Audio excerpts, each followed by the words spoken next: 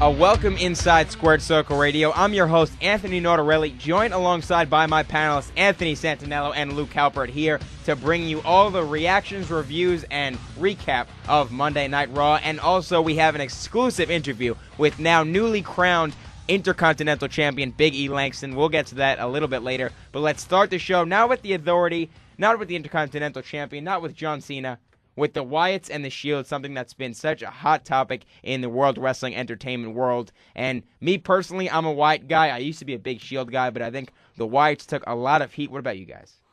I think they're both still really hot right now. I mean, the Wyatts, obviously, they're the newer thing. They're putting themselves, obviously into big programs with CM Punk, with Daniel Bryan, who are two of the hottest guys in the company right now. But you can't, take away from the Shield. The Shield of now, I believe, is the 1 year anniversary a couple days ago. They're as hot as they were when they came in. So I think right now you have two really hot heel factions, and I can't even think of a time that's really happened. And the thing that I love about the Wyatts, I'm a bigger Wyatt guy than a Shield guy. I was a big Shield guy, like you said, Anthony.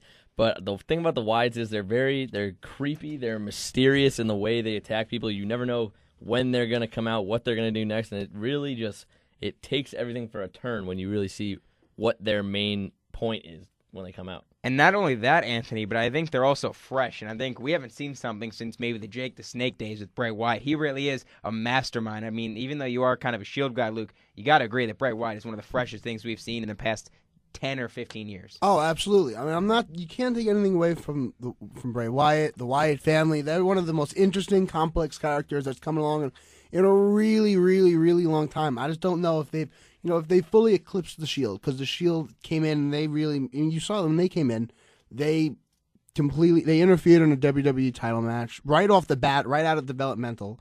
That's something that I'm not even sure has ever happened right off the bat. They've come in and anyone's made that big of an impact. Wyatt are getting there, but they've never touched the title picture yet.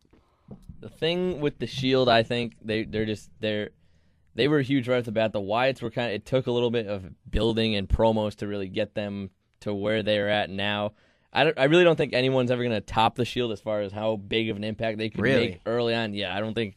I mean, if someone was to do it, it would be the Wyatts, but I don't think right now the Shield just made way too big of an impact early on for anyone to ever eclipse. My thing with these two factions is I think they're a very completely different kind of faction. One, you have the Shield where any three of those guys can hold the gold, whereas the Wyatts, Bray Wyatt's the guy, the quote-unquote cult leader, and then you have the other two goons to kind of just be the henchmen, act as the henchmen, and I think that separates the factions. It's kind of comparing apples and oranges, if you will. Yeah, and I think that's what makes the Shield even better. What you're saying is that the Wyatts, Bray Wyatt, he's the guy. He's going to be the guy that comes out of that big. Rowan and Harper, Harper I like better than Rowan, but Agreed. I don't think any of them are going to be title holders, at least in their current gimmick. The Shield, though, Rollins could win. You could see him winning a title. You can see Ambrose winning a title, and you can definitely see Reigns winning a title. All three of those guys can be major players, and that's why I think you got to give the edge to the Shield. Well, now let's talk a little bit about the Shield and the Wyatts teaming up, because I think all three of us here in Squared Circle Radio thought that that's what WWE was leading to. I thought it was going to be the Shield and the Wyatts taking on, CM Punk, Daniel Bryan, the Usos, and the Rhodes family. So I thought that was going to be, and I thought that would be a very traditional 6-on-6 match. I think it would have been perfect, and I think the stare down between the Shield and the Wyatts 2 weeks ago on Raw was one of the great moments I've seen on Raw in the past year. Well, when I saw that happen, I really thought we were going to see an unbelievable feud with the Shield and the Wyatts, but not unfortunately. It was a great match this week on Raw, but they teamed up. They made great TV, and it was definitely good to see two of the better factions we've seen in the past decade really team up and put on a good show. Yeah, it looked like that was what they were going to do going into Survivor Series. To be honest, I can't even think of a reason why, maybe storyline-wise they wanted to maybe save Bray Wyatt, which is why they wanted to, not put Bray Wyatt in the Survivor Series match. You can put him in the tag match on Raw. He doesn't have to get pinned. He can still look strong. But you saw that's what people wanted to see. People wanted to see that match, and it's not happening. The other matches are nice, but you look, what do the Real Americans have to do? If you're there in the new Survivor Series elimination match, it's like, why is that there? They weren't involved in anything at all. Yeah. It's very scrapped together, and I think that's what the whole Survivor Series card feels like. You have Cena Del Rio, which really doesn't have much build besides the fact that Cena's triceps is the main story going into this, which I think that was a story last pay-per-view, so you kind of have to get something new with that. I do love the fact that he's holding the world title, though. Switching a little bit to that picture, the world heavyweight picture, excuse me. I think that's great that he's holding that because I think he could still appear on Raw, have the same storylines on Raw, but also go on SmackDown, bump those ratings up, and also bring some prestige to that title, which really hasn't had much of it. Yeah, it's been really dead for a really long time. And I think if you're trying to bring that title back, you have to give it to Cena because he seems to be the only guy in the entire roster that is that big of a draw that's going to bring that much relevance that will basically close out any show he's on. So if you're going to bring the title back, make it with Cena. And I also think you're talking about, the program seems a little bit of the same. It seems to me that they're trying to really hit home the point that he's Superman or that he's a superhero. Yeah. They always bring that up about him surviving the cross-arm breaker with the bad tricep. So I think that's kind of what they're going towards. And, I don't know where they're going to go after this. I think Cena is going to win this match. Where does Del Rio go? I mean, Del Rio's a guy that's been in the title picture pretty much since, I want to say, December or January. Where's he going to go once he's out of it? Well, when Cena was on his way to return, the creative team basically said we have to give Cena the title to really get the prestige back, as you guys both were talking about. But I just feel like if he's got to hold it for a really, really long time to get the prestige back.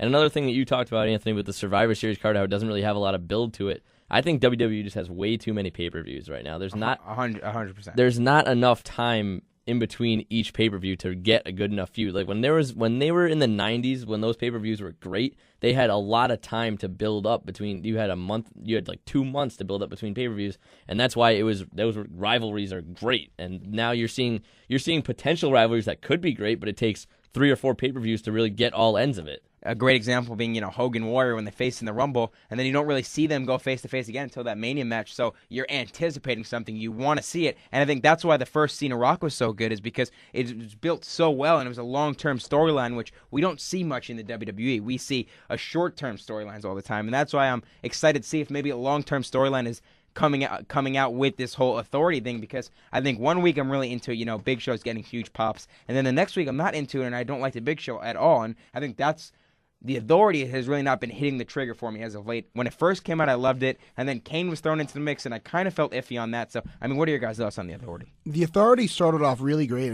It's basically a ripoff of the corporation back in the '90s with Vince, The Rock, and Big Boss Man, and all those guys, and that was great back then. That's on Classics on Demand right now. I'm watching that.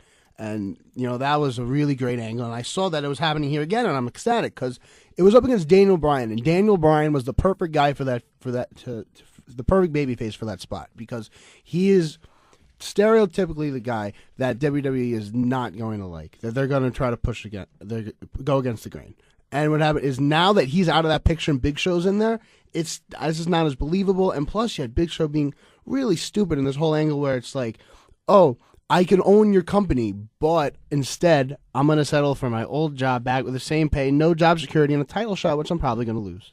Yeah, the thing with the authority, I think it's a great idea to show, because we talk about it all the time, how we think Triple H was never really the guy at any point in his career. He was never the top dog, and now he's really showing that he can be, even though now he's still technically not the top dog. Randy Orton's the champ, but he's the one behind everything right now. And as you said, Luke, Daniel Bryan was a great guy to use for that spot because the whole crowd got behind him, similar to what Austin did in the 90s. They still are, too. Yeah, they still are. Everyone still loves him, but I think the authority is a good idea. It's worked out so far. It's drawn the ratings have gone way up so far. Well, one thing I still have a feeling that Daniel Bryan is going to wind up coming back into this title picture because you still see him. He's still main eventing every Raw for the most part. He still seems to be positioned to be that guy. I'm thinking maybe a win around the Rumble, maybe a Rumble win, puts him in that spot. Yeah, and you can have him right back in there, and that'll be Daniel Bryan getting that comeuppance. Because right now, you look at it, the way that whole feud was set up was that Daniel Bryan, if you don't win this match, you are legitimately a failure. Like the way they were saying it wasn't like, oh, you're like a storyline of failure. It's like, no, look at you, like you're legitimately a failure. Outside of sort of like a legitimate burial. And he has to come out on top in this. And the way it's set up now, that's not the way it's set up. See, it might be too early to predict, but I have Punk winning the Rumble, but I guess that's another story for another Squared Circle Radio. As far as Daniel Bryan, I think for now, as much as I hate to say it, because I really did think he was the most over guy we've seen since Austin, I don't think he's in the title picture anymore. I think it goes Big Show, and then, right around the corner is Rumble Time Road to WrestleMania, and I don't see Daniel Bryan in that picture. What I do see for Daniel Bryan, is Daniel Bryan versus Triple H at WrestleMania 30. I could see that. I mean, it's definitely possible. I think the feud could go on a little longer than that between the Authority and Daniel Bryan coming in and out, but I think it could go to possibly some. I mean, the quality of the match would be Mania, obviously, but I think it could go to SummerSlam or even another major pay-per-view later on. And you know what that is? That's something we don't see in WWE. Long-term booking between Triple H and Daniel Bryan. We want to see these two go at it so bad, and at WrestleMania 30, New Orleans, Super WrestleMania in the Superdome, I think it'd be a perfect time. But again, looking at Survivor Series a little bit, that's the card that I'm a little bit worried about, because right now, CM Punk and Daniel Bryan versus the Wyatt family, excluding Bray Wyatt, it's Luke Harper and Eric Rowan.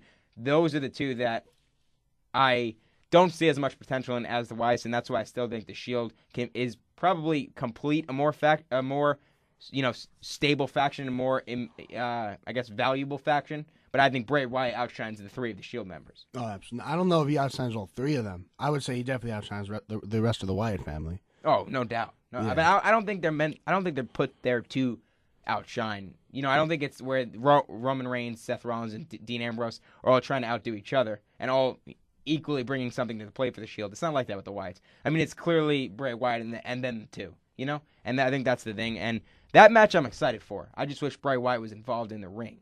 I think what they're trying to do with Wyatt is they're really trying to save him for big matches, and they're going to make it, a really big deal whenever he's actually in the ring. What I can't wait for, because I'm going to it, is his Rumble entrance. One. Can they really even do that entrance at the Rumble? I mean, it's really long. I mean, you can't really stop the match for that long, can they? I don't know. What I think, and you and I have discussed this before, I think his music's gonna hit. It's gonna say we're here, and then I think everyone's gonna be out of the ring. Every single one. That's pretty sweet, actually. I think it's gonna be a typical Rumble moment where there are a bunch of people in the ring, but not so many that matter. Maybe like one huge name, and they're all going to be out. This is a fun time to be a fan. There's a lot of new talent that's really good. They're young. They're getting pushes. I mean, it's an interesting time. There's a lot of new things happening. And speaking of new things and new talent, Big E Langston capturing the Intercontinental title from what a lot of people call a lackluster title reign from Curtis Axel. I mean, it was lackluster in the fact that it kind of dimmed down the value of the Intercontinental Championship lower than it already was because he barely defended it. During his reign, he was champion for he had a good amount of time being champion, and you knew there was nothing happening with when he would defend the title. He didn't defend against any big names, really. Yeah, I mean, he had a solid reign, I'd say. I mean, you got to compare it to who had it before him. I mean, the last really, really good IC champ was Cody Rhodes in 2011, early 2012. But you look like since then, I mean, you have guys like Kofi Kingston, The Miz, Wade Barrett. Like, they all had really, really, really bad reigns. I'm not saying Curtis Axel's was great, but, he put on some good matches. He at least won every once in a while. The other guys never, ever won. And guys, speaking of brand new talent, we're now joined by brand new Intercontinental Champion Big E Langston here on Squared Circle Radio. I'm Anthony Notarile, joined alongside my panelists Luke Halpert and Anthony Santaniello. First off, Big E, congratulations on the win. What does it mean to hold such a prestigious, historic title in the WWE? I appreciate it. It's obviously a big deal. It's a title that holds a lot of prestige and history. And just my first title in WWE, obviously it's a big deal. And so I'm excited. For me, it's kind of a beginning as well because I want to make sure that the title continues to have as much prestige as possible, and I hope to have great matches and great title defenses with it as well. So I look forward to it. Growing up, the Intercontinental title, a huge title, especially in the early '90s. You had guys, Mr. Perfect, Rick Rude, to name a few. Is there any specific Intercontinental champion you really liked? I don't know. For me, like Razor Ramon was so cool. Even as a bad guy, was such a cool guy as a kid and so iconic that he was one of my favorite Intercontinental champions, I think. Big E, we saw the emotions really expressed on your face after you did get the win, holding up the title. It felt like it was such a great victory for you. What were your immediate emotions after you did win the title? For me, it was honestly a lot of elation. I kind of harkened back to starting out 4 years ago and not knowing anything about the business. I mean, sure, I was a fan as a kid, but it's very different being in the business. And just kind of, just the amount of work that it took to be able to get here at this point. So, it was obviously I was elated. It was it's a big opportunity for me, and I just hope people continue to support me. And that was like the biggest thing too for me is to hear the support. All the people in the live audience and all the response on Twitter and everything. Everyone's been real supportive. So it's obviously a very big moment for my career. Well, not your first title in wrestling, obviously the NXT champion. What did NXT do for you, helping you transition to the WWE? You played a big part of it right around before Mania, right before you came with Dolph Ziggler. You were in NXT, champion of that. So tell us what that was like. Yeah, NXT obviously was huge for me. That was kind of an opportunity when NXT started and was rebranded that I felt like I really needed to step up to prove a point because you have people that are influential behind the scenes that are there at every taping. So Triple H is there at every NXT taping. You have producers from the main roster. So it's a big opportunity when you finally get that opportunity. But for me, NXT was big because it was an opportunity to show people that fans would get behind me. The 5 count was something that I love doing, and hopefully we'll get back to doing. And honestly, I'm just a big fan of NXT, even barring anything that I've ever done there, but just kind of watching the current product and seeing a lot of really talented dudes and women as well currently there. So I think it bodes well for the future of WWE. And so obviously NXT was a big jumping off point for me, and I think is essential, to kind of to the future of our business as well. Now, right out of NXT, you were paired up with a red-hot Dolph Ziggler. Do you feel that helped your transition into the WWE main roster at all? Yeah, because, for me, obviously I wanted to be out on my own eventually and make a name for myself, but it's a good transitional period for me because I was able to, that was when Dolph, was feuding with Cena, and I was there, for their matches. I was there to see it firsthand. And obviously being with Dolph at the time when he had the Money in the Bank, the briefcase, and obviously was very, like you said, red hot at the time, was big for me. So it was a good time to kind of learn, to sit and watch, and to be around the best as well. So it definitely helped me get to this point now. Now, Biggie, you're speaking of Dolph Ziggler. You and Ziggler, you had your debut match at WrestleMania. Why did that feel like to start your career off at WrestleMania, which is something that not a lot of people can say they've done? Yeah, like for me, I was really happy to see just kind of how much trust the company had in me. Like you said, I think beyond guys being repackaged like Fandango was debuted as Johnny Curtis, but he had his first match at WrestleMania, but had previous matches as Johnny Curtis. But I believe, if I'm correct, I was the very first superstar to have their first match at WrestleMania.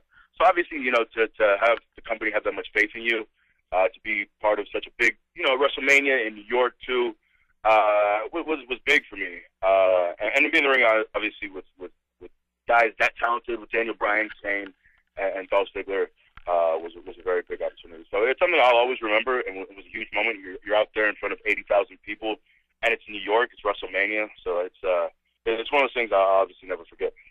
Well, obviously, a lot of the trust the company put in you came from that physique, massive physique, some of the biggest pectoral muscles I've ever seen on a wrestler. I mean, where do you stand as far as powerlifting goes with guys like Mark Henry and Ryback's in the back of the locker room? Is there a competition on who can lift the most? It is something that we get into every now and then. Honestly, I got to give it up to Mark in his heyday. I'm not sure what he does now, but honestly, Mark was one of the strongest men ever to walk this earth. And I've seen stuff.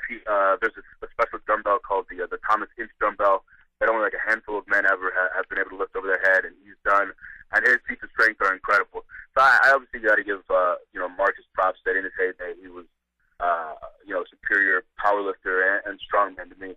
I think as far as Ryback's concerned, he's extremely strong and is a better athlete than people give him credit for. But I think I edge him out in most numbers. I got that as well. And the whole pec thing, honestly, I never thought was that big of a deal.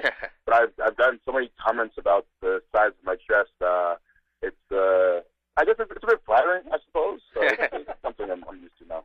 Now, Biggie, since you've joined the WWE, you face guys of all shapes and sizes. Is there anyone you really prefer working with? I've had a few favorites. I would say I was pretty proud of the matches I had with Punk. We didn't have. I think it was just the 2 matches, but I was proud of that, and Punk was a lot of fun to work with. Dolph as well. Just kind of the history we have, and he's so smooth and really just a very talented worker. So I'd definitely say those two are up there. I'm sure I'm probably forgetting a few names that are notable, but I definitely say those two. Well, not in the ring, but outside of the ring, it's been documented you and John Cena have a pretty close relationship. Has he helped you out transitioning? He's another big, strong guy. So how has John Cena working with him helped you out? Yeah, John's obviously been a big part of my career, and just being able to work out at his gym has helped me. And, it's not just about working out as well. You have a lot of opportunities to talk to him about the business, and this is even years prior to me being called up to the main roster. He still talks to me now and gives me advice. And, regardless of what anyone thinks about John, he's been the face of our industry, of our company for quite some time. So he's been a big supporter. A lot of it's tough love as well, which I knew from time to time.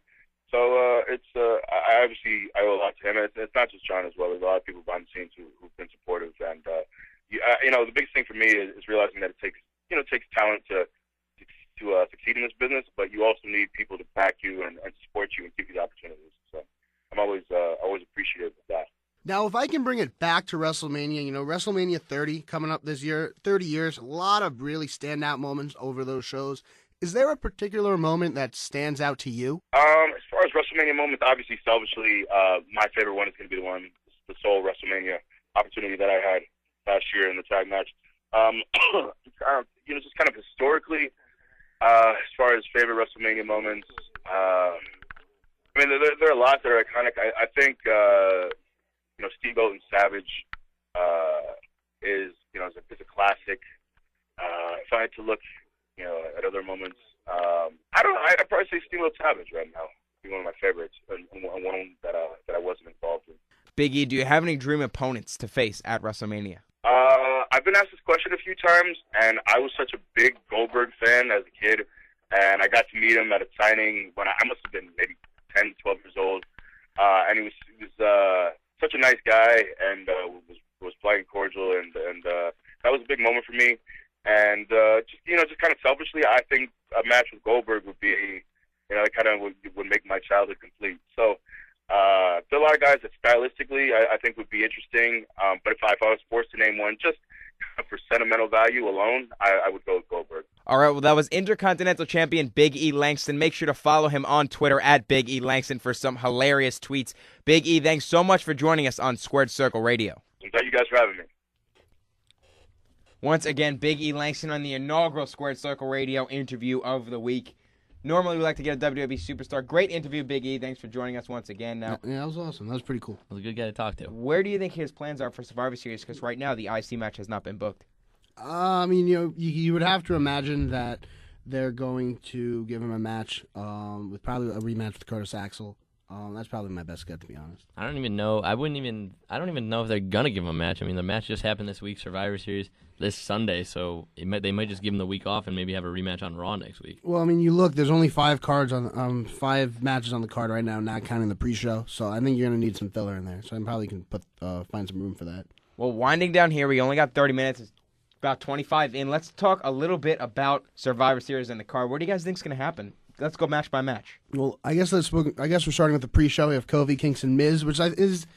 I'm not gonna say I'm interested by that match, but I'm interested in the Miz because he turned heel. I thought Miz would be a good face, but it seemed like they didn't really, let him go to that.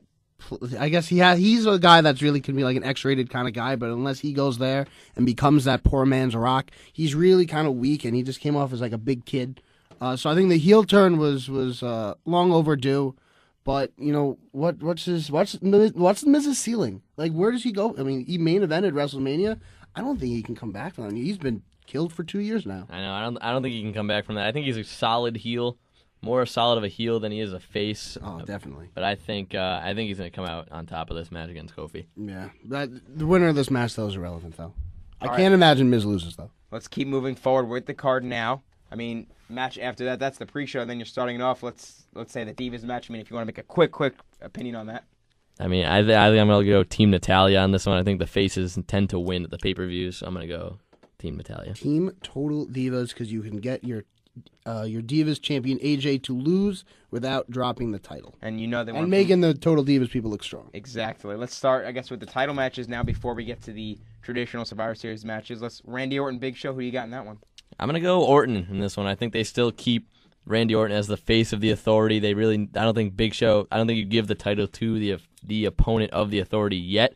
I think you got to let a solid feud build up before you start making moves like that. I'm not 100% sold on Randy Orton winning. I think he's going to win, but they're doing this whole, they're kind of teasing some dissension between Orton and Triple H and Stephanie and the rest of the Shield. So I could see there could be a situation where Big Show's going to win, and then they come out and they find the way to get rid of Orton as the head of the whatever. I'm drawing a blank on the name. On the Authority. Thank you. I had a brain fart. See, I think there's no doubt in my mind Randy Orton wins that one. Yeah, I would be really shocked if Big Show wins. But again, WWE, you always have to expect the unexpected. John Cena, Del Rio, I think no-brainer Cena. Yeah, Cena, no doubt. I mean, Cena's a guy that you can't just have him lose a title have him hold it for one pay-per-view and then have him lose it the next pay-per-view. I don't think that's ever happened in his career. And we were talking about how much he has to build the prestige up of the World Heavyweight Championship, so you can't take it away from him now. Well, a little out of order now. We're going to move to the traditional Survivor Series matches and the tag matches. Because in my opinion, those are the more important stuff than the title matches in a Survivor Series pay-per-view. This one, just a tag match. CM Punk and Bryan versus the Wyatt Family. I am actually going to go the Wyatt Family. I think it's going to be able to put over those two and Bray Wyatt. I think you're going to see some shenanigans in this match. I don't think you're going to get a clean finish. It's going to end with the Wyatt Family on top. Yeah, I think it's definitely not going to be a clean finish. I think the Wyatt Family does come out on top. I'd like to see Punk and Bryan win to really create a good feud here, but the Wyatts, I think, are going to win. So pretty civil Squared Circle Radio predictions. I mean, we're all pretty much on the same page. Now let's go to the final traditional Survivor Series match. You have the Cody Rhodes family. You have Goldust and Cody. You have the Usos and Rey Mysterio versus the Shield, Dean Ambrose, Rollins, and Reigns, obviously. And the Real Americans, who are one of my favorite tag teams. I wish we could have got to talk about them more. I actually think in the main event, well, not in the main event, in the biggest traditional Survivor Series match, that the Shield and the Real Americans win this one. I think they do, too. I think the Shield are one of my favorite teams, and I love the Real Americans, Jack Swagger and Antonio Cesaro. I think they're going to come out on top. Even though it does pose for a good match with the Rhodes family, the Usos, and Rey Mysterio, a very athletic team, but I think the Shield will end up just overpowering most of that team in that match. I think the faces are going to win this one. I think, Cody Rhodes is the guy that I have a feeling that they're really trying to build up, and I think is going to eventually lead to a Cody Rhodes Goldust match at Mania. And I get the sense that Goldust seems to be more over than Cody right now.